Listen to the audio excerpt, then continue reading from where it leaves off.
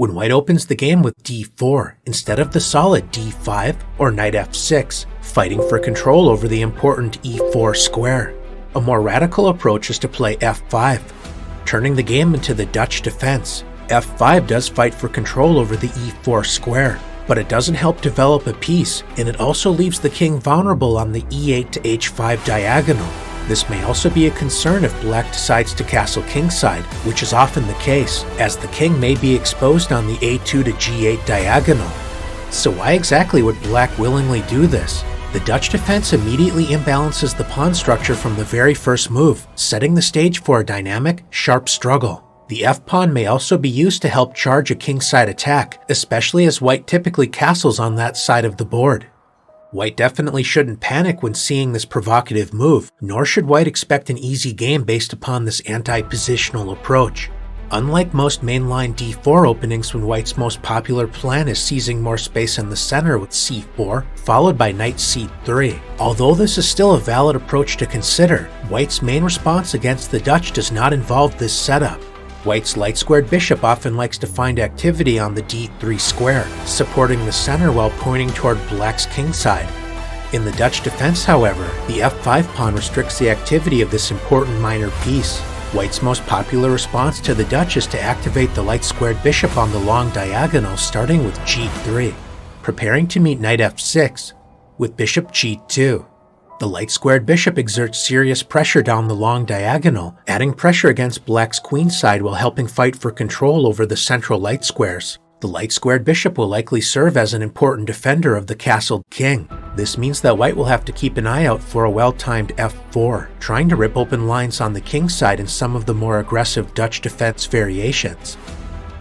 We're going to introduce three of black's most common variations played in practice, starting with the most outwardly aggressive option, the Leningrad Dutch, which is based upon fianchettoing the dark-squared bishop, starting with g6.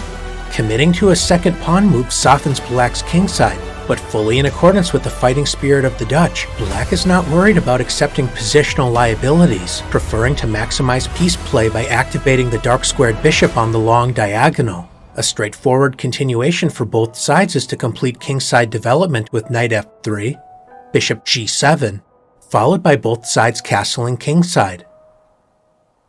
In the Leningrad Dutch, black's main idea is to play d6, preparing the central pawn break e5, confronting white's center, when not only can the e-pawn contemplate advancing to e4 in the future, it also supports the pawn break f4, trying to rip open lines on the f-file. With the e5 pawn break in mind, one option to explore is b3, preparing bishop b2, fighting for control over the e5 square. White's main response is to simply grab more central space with c4. When black continues with d6, we reach the main line of the Leningrad Dutch after knight c3. White simply continues to actively develop while fighting for central control. The interested viewer may explore activity on the c6 square either with c6, restricting white's light-squared bishop on the long diagonal, or the provocative knight c6, preparing to support the pawn break e5, which will likely provoke the double-edged d5 advance, attacking black's knight, but also softening squares down the long dark-squared diagonal. The most classical response, however, is queen e8, supporting the thematic pawn break e5.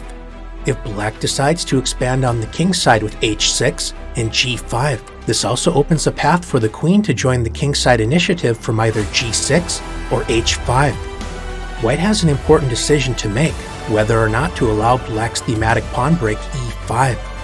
The traditional response has been to discourage e5 with the space-gaining d5, preparing to meet the now mistaken pawn thrust e5. With en passant, d takes e6. It may appear black's position is about to come to life after bishop takes e6, activating the light-squared bishop as it threatens the c4 pawn. But black is in for a rude awakening after knight d4, attacking black's bishop while revealing the fianchettoed bishop's potential down the long diagonal, threatening the b7 pawn. Now that d5 rules out e5 for the time being, black can try to exploit some of the drawbacks this strong positional clamp has created, namely no longer protecting the c5 square, as well as opening the long dark squared diagonal. The space-gaining a5 is one interesting move worth exploring, but black may also decide to immediately play knight a6, eyeing the newly weakened c5 square. In most Dutch defense lines, white is seeking to achieve a favorable e4 pawn break, preparing to open up lines in the center. In this case, opening up the e-file would highlight the backward e7 pawn. One attempt to achieve this plan is by centralizing the knight with knight d4, eyeing sensitive light squares in black's camp while revealing the light-squared bishop's support of a possible e4 pawn break. White is trying to apply a positional squeeze, but black's position remains quite resilient. A typical plan for black is to allow white's desired e4 pawn break by playing bishop d7, joining the queen and preparing c6, adding serious pressure against white's center. By playing c6, this also creates the possibility of knight c7, intensifying the pressure against d5.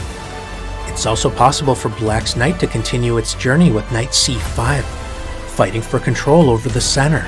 In one Grandmaster encounter, Grandmaster Peter Svidler played the modest b3, building a light-squared queenside pawn chain while preparing to contest the long diagonal with bishop b2.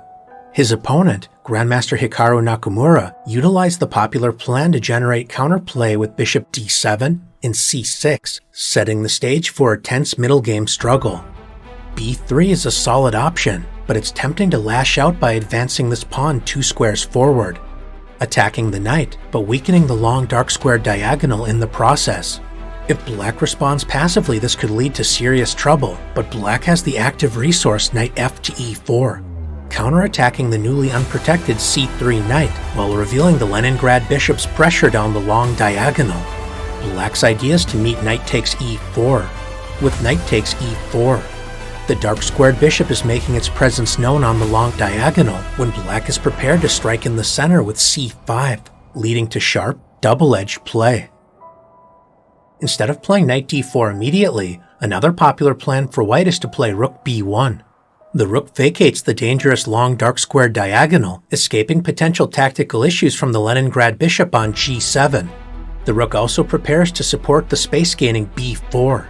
A key battleground emerges after bishop d7, preparing to meet b4, with c6, adding pressure against the d5 pawn while opening up the possibility of knight c7, increasing the tension in the center. White typically clears a pair of pawns from the long diagonal with d takes c6, b takes c6. The battle lines are drawn between white's queenside initiative and black's central pawn mass. White would love to combine b5 with knight d4, applying serious light-squared pressure on the queenside. Achieving e5 is a dream scenario for black, although e5 would currently hang the d6 pawn. It's not uncommon to contemplate ideas such as knight c7 and rook d8, preparing to expand in the center, especially if e5 proves tactically justified. The space-gaining d5 is a popular way to challenge the Leningrad Dutch. When facing Dutch variations in which black prepares e5, another popular idea is responding to this move with e4. With this in mind, white can play rook e1.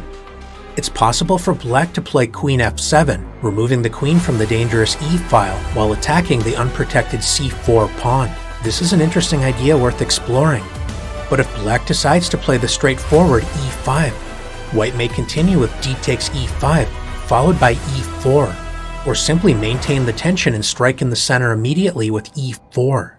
As the tension in the center comes to a boiling point, black may want to maintain the tension for another moment with knight c6, allowing white to open up the e-file as planned with e takes f5, when black is ready to activate the light-squared bishop with bishop takes f5, setting the stage for a sharp middle-game struggle.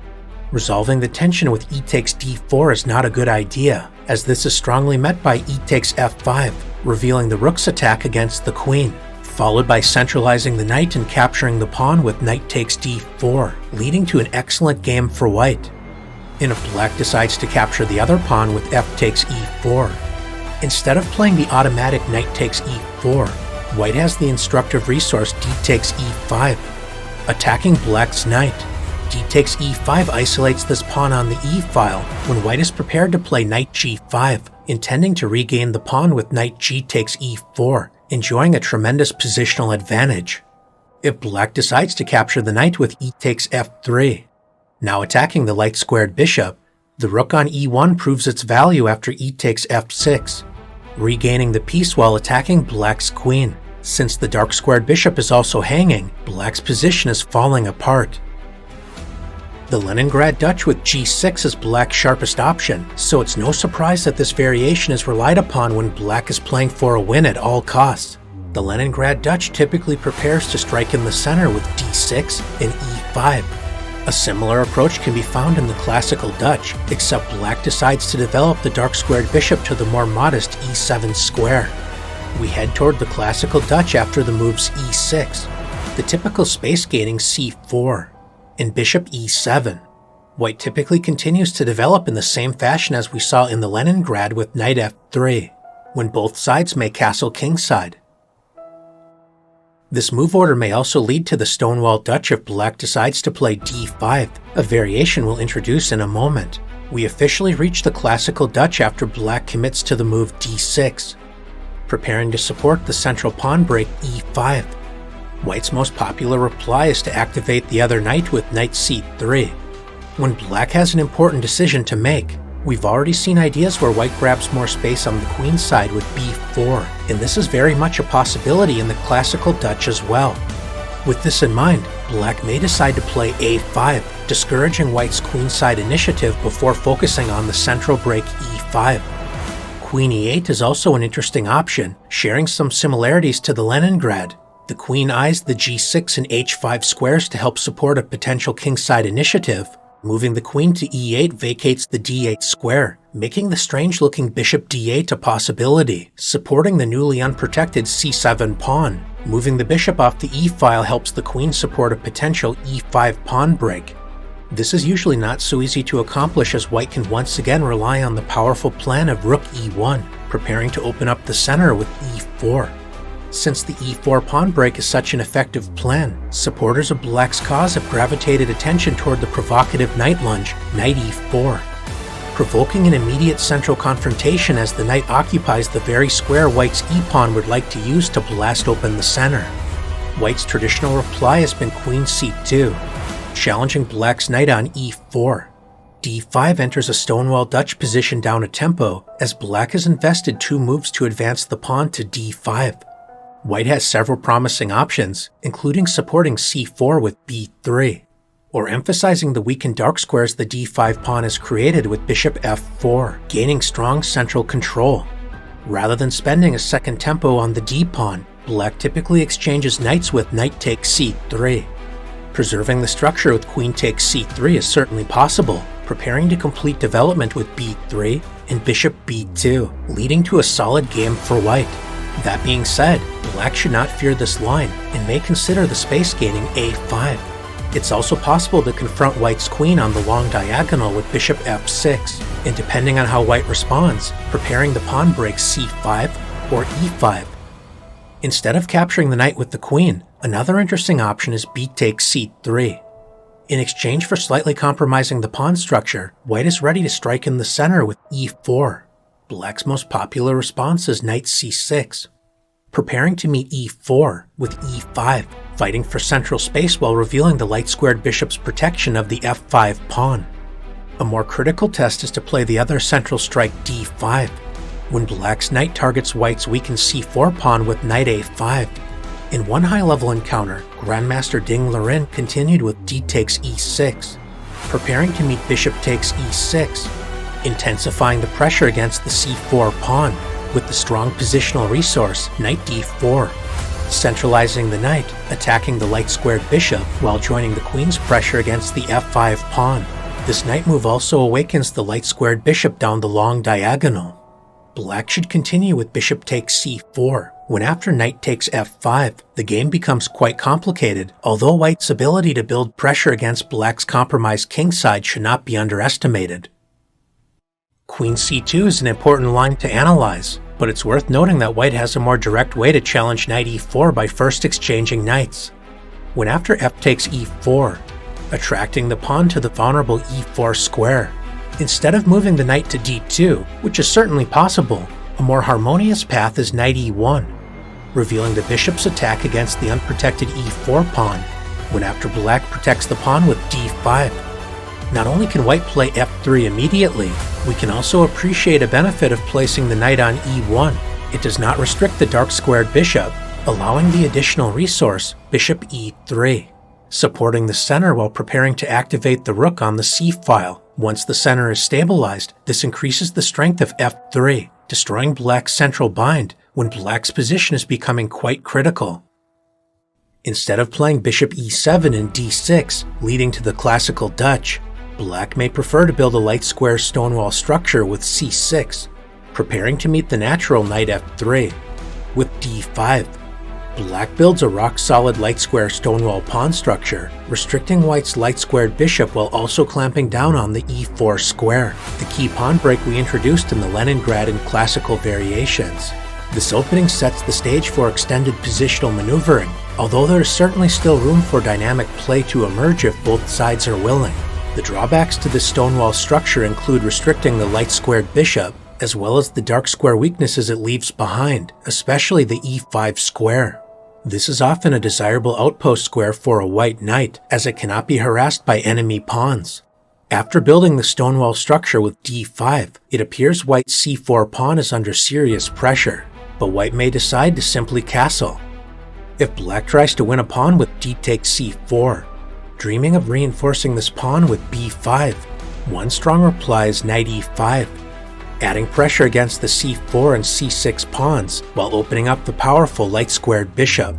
If black tries to reinforce the c4 pawn with b5, not only can white explore the powerful shot a4, undermining black's structure, regaining the pawn immediately with knight takes c6 is a simple solution, awakening the light-squared bishop on the long diagonal. Rather than allowing the stonewall to crumble with the greedy d takes c4, black sometimes decides to play the somewhat passive bishop e7, but this bishop has found a more active life in modern times with bishop d6. The dark-squared bishop exerts its influence between the stonewall pawns, and it's also an important piece to help manage some of black's dark square weaknesses. The bishop also eyes the kingside, which may help support a future f4 pawn advance if black is ready to build an initiative on that side of the board. White would love to favorably exchange dark-squared bishops, as this would intensify black's dark-squared insecurities.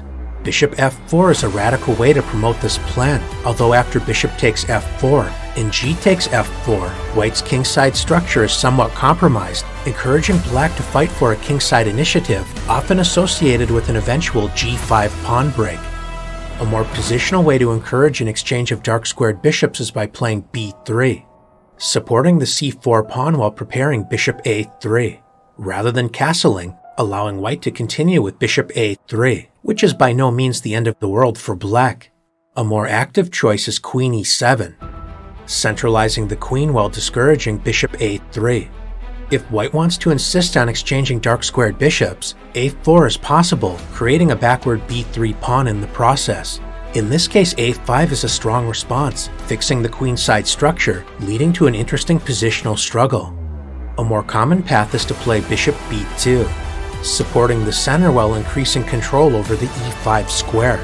We reach a critical moment in the stonewall. It's possible for black to castle, when an older method to develop the light-squared bishop relied upon the maneuver bishop d7, e8 to h5, adding pressure against white's kingside. A more modern interpretation was demonstrated by world champion Magnus Carlsen, an occasional supporter of the Stonewall Dutch, by playing b6, preparing to support the center with bishop b7, when the bishop may later come to life after a well-timed c5 pawn break. His opponent, Grandmaster Fabiano Caruana, continued with the active knight e5. The knight plants itself in the center of the board, adding pressure against the c6 pawn, while revealing the light-squared bishop's pressure down the long diagonal. The knight also clears the f3 square, which may later be used to prepare to open lines in the center with f3 and e4, although this may prove easier said than done. Magnus continued with bishop b7, when Fabiano activated his other knight with knight d2, supporting the center without obstructing the c-file, a detail we'll appreciate on the next move. White is prepared to meet kingside castling by increasing pressure down the c-file with rook c1. This is a clever move because it's all too easy for black to fall into a positional trap after the natural knight b to d7. Developing the last minor piece, continuing to fight for central control. This actually turns out to be inaccurate as white can play the instructive c takes d5, revealing the rook's pressure against c6. so e takes d5 would simply lose a pawn to knight takes c6. The point is that after c takes d5, since the knight on d7 obstructs the queen's protection of the light-squared bishop, white can play knight d to c4, taking advantage of the pinned d5 pawn, as d takes c4 would allow bishop takes b7, attacking the rook on a8 while black's pawn on c4 is hanging, only to mention a couple of black's problems. If black tries to maintain the dark-squared bishop with a move such as bishop c7, this allows the skewer bishop a3, attacking the queen and rook. Moving the bishop to b4 is well met by a3, when black has to find energetic resources just to stay afloat. Rather than playing the positionally dubious knight b to d7, Grandmaster Carlsen demonstrated a more positive path starting with a5, seizing more queenside space when after white reinforced the center with e3, supporting d4 while also adding additional protection to the f4 square. The final black minor piece enters the action after knight a6, eyeing the b4 and c5 squares. We have reached a typical tension-filled Stonewall Dutch position. Not even a single pawn has been exchanged during the first 12 moves of the game. White's knight sits comfortably on e5, but it's not easy to make progress. If white tries to blast open the center with f3 and e4, this can be well met by the counterstrike c5, adding pressure against white's d4 pawn, making it less desirable to play e4. Grandmaster Caruana demonstrated the positional subtleties involved in the Stonewall with the strange-looking knight b1. His idea is to play c takes d5, once again provoking c takes d5, giving up protection of the b5 square, so white's knight is ready to play knight c3 to b5, adding pressure against the important dark-squared bishop. Black has no shortage of interesting ideas to consider, including centralizing one of the rooks on d8, blasting open the center with c5, or as Grandmaster Carlsen played in the game, the surprising bishop takes e5. We mentioned black typically wants to keep the dark-squared bishop on the board, but after d takes e5, the center will remain closed for the time being, when black reminds white there are still 63 other squares besides the one on e5. White's dark-squared bishop is restricted by the space-gaining e5 pawn, and black is prepared to play around this pawn with knight e4, leading to a complex middle-game struggle in which both sides have their fair share of chances. Notice that bishop a3, skewering the queen to the rook, is not really that serious of a problem, as not only can black play c5, the knight on a6 can prove its worth with knight b4, restricting the enemy dark-squared bishop. In this particular encounter, Grandmaster Carlsen went on to win the game. The Dutch defense is a provocative choice against d4. Gradually fighting for equality is thrown out the window, as black seeks to imbalance the game from the very first move. This opening does appear anti-positional, and immediately weakening the kingside is certainly not without its problems. White has several ways to positionally challenge the Dutch, but black is certainly not without dynamic resources, especially the lingering prospect of a kingside attack spearheaded by the f-pawn. Thanks for exploring the Dutch defense, and best of luck the next time the f-pawn makes an appearance on the very first move in your game, right here.